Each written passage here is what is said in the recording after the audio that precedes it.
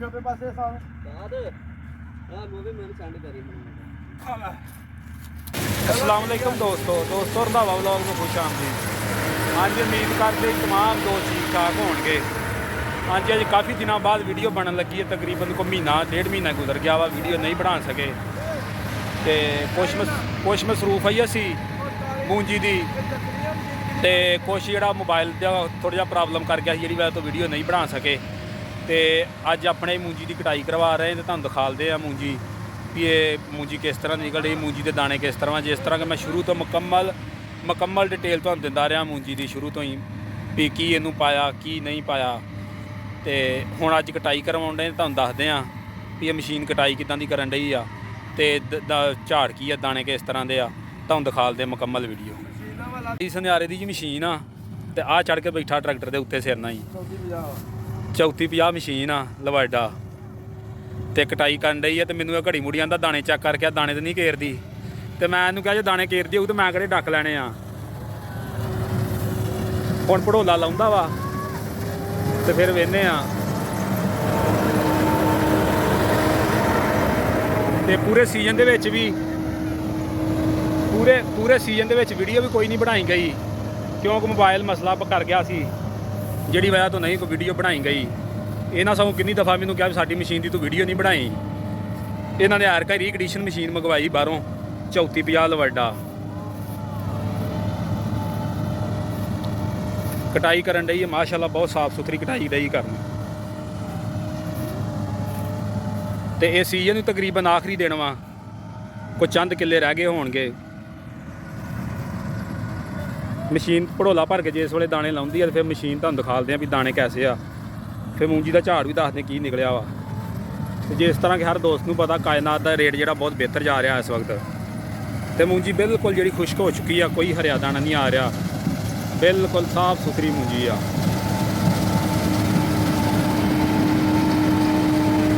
कुछ बारिशों की वजह तो मूंजी थोड़ी जी लेट हुई आ, बारिश हो गई सी एक।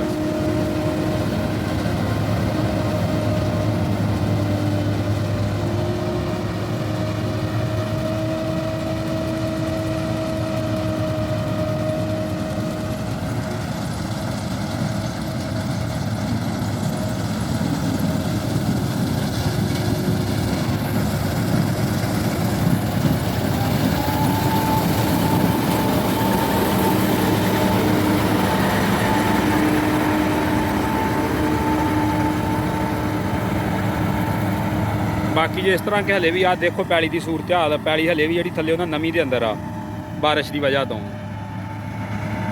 हुण लगी है दाने लाउण। आ जिहड़ा प्लाट सी कट्टिया गया वा, हुण वो अगले बन्ने जाएगी, सामने मूंजी खड़ी नज़र आउण डई आ।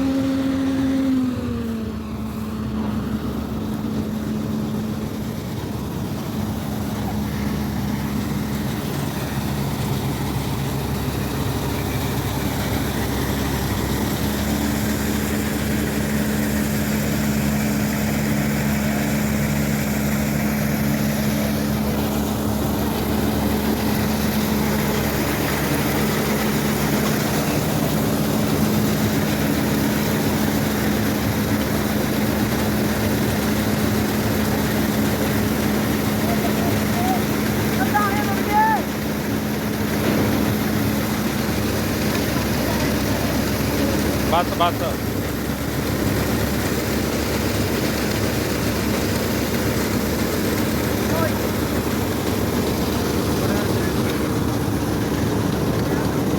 बड़े दाने नहीं निकले इस बीघे चों, चंगे दाने नहीं निकले इस बीघे चों।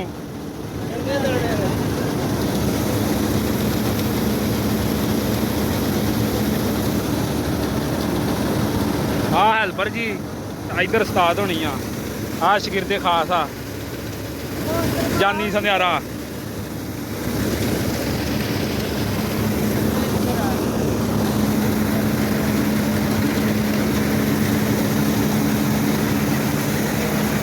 ਇੱਧਰ ਇੱਕ ਹੋਰ ਮਸ਼ੀਨ ਪਹੁੰਚ ਚੁੱਕੀ ਚੌਕੀ 50।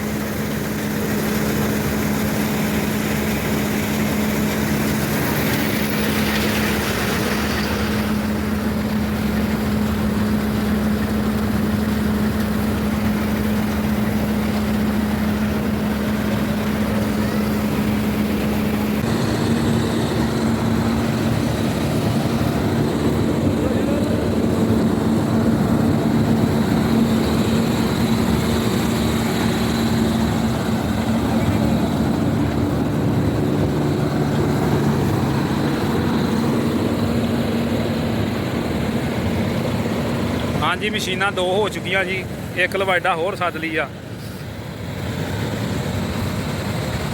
ਟਾਈਮ ਦੀ ਬਚਤ ਵਾਸਤੇ। ਸ਼ਾਮਾਂ ਪੈ ਚੱਲੀਆਂ ਸੀ, ਇਹ ਛੱਡ ਕੇ ਜਾਣ ਡੇ ਸੀ, ਇਹ ਵੀ ਫੜ ਕੇ ਇੱਧਰ ਡਾਹ ਦਿੱਤੀ ਆ।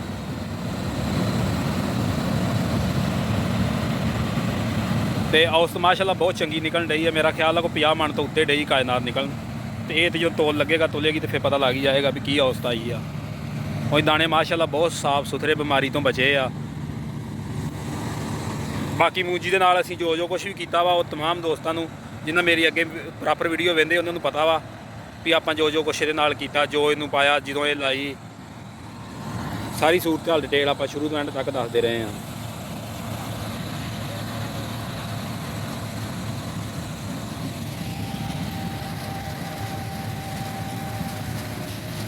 ਮੂੰਜੀ ਹਲੇ ਤੱਕ ਖੜੀ ਆ, ਉਹਦੀ ਮੂੰਜੀ ਮਾਸ਼ਾਅੱਲਾ ਬੜੇ ਜ਼ੋਰ ਵਿੱਚ ਆ।